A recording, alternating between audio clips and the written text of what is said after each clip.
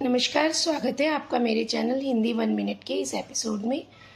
इस चैनल पर हम हिंदी व्याकरण को बेहद आसान तरीके से समझाने का प्रयास करते हैं।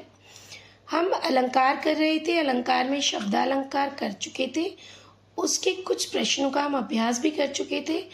आज हम अर्थ अलंकार कर रहे हैं।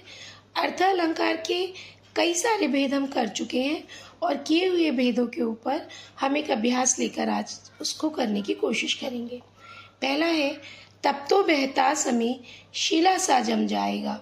देखकर ही पता चल रहा है जम जाएगा में ज वर्ण बार बार आ रहा है, इसलिए अनुप्रास अलंकार है। वहीं शिला सा की वजह से उपमा अलंकार है। विमल वाणी ने वीणा ली, कमल कोमल कर में।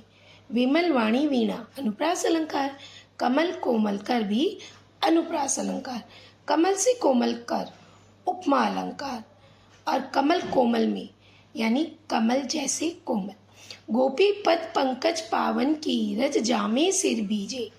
पद पंकज यानी पंकज रूपी पद या पद रूपी पंकज, तो रूपक अलंकार। पद पंकज पावन में अनुप्रास अलंकार आया है। एक राम घनश्याम हित, चातक तुलसीदास। राम में घनश्याम को और तुलसी में चातक को माना गया है, तो रूपक अलंकार है। उन्होंने उनका जैसा नहीं बताया, में उनका रूप देखा गया है। बरसत बारी बूंद गई, ये तो भाई बहुत आसान है। बा वर्ण आए जा रहा है तो अनुप्रास अलंकार है। जुड़ गई जैसे दिशाएं, मैंने आपको पहले ही बताया था, जहाँ पर जैसे ज्यों त्यों ये सब होता है वहाँ पर उत्प्रेक्षा अलंकार होता है। जुड़ और जैसे में ज वर्ण बार बार आ रहा है, इसलिए अनुप्रास अलंकार है। अगला देखिए, मखमल के झूल पड़े, हाथी सा टीला। हाथी सा टीला यानी उपमा अलंकार। सा सी जैसे शब्द हमें उपमा अलंकार का बोध कराते हैं। ये सारे अलंकार, अगर आपको कोई परेशानी आ रही हो तो आप पिछले वीडियोस देख सकते हैं, मैंने सारे उनमें स्पष्ट किए हुए हैं। फिर भी आपको अगर कोई भी परेशानी या कन्फ्यूज़न आ रही हो, आप मेरे को बताएं, मैं उसको हल करूँगी। मैं पूरा प्रयास करूँगी कि आपकी मेहनत में मैं आपकी मदद कर पाऊँ। लीजिए 8वां देखते हैं। कल कानन कुंडल मोर पखा, उर पे वनमाल विराजत। कल कानन कुंडल का वर्ण आ रहा है बार बार, और वनमाल विराजती में बा वर्ण आ रहा है, तो अनुप्रास अलंकार है। अगला देखिए, कहीं कभी बेनी बेनी बयाल की चुराई लेनी।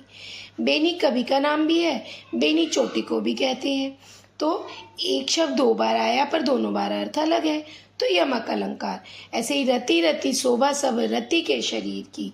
रति रति में पुनरुक्ति यानी 2 बार सेम वर्ड आ गया, एक तरह से अनुप्रास अलंकार का ही एक भेद है। रति रति रति, ये मैंने आपको समझाया था यमक अलंकार में।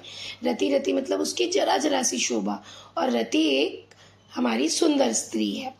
शोभा सब शरीर, स वर्ण की आवृत्ति के कारण साफ पता चल रहा है कि यहाँ पर अनुप्रास अलंकार है।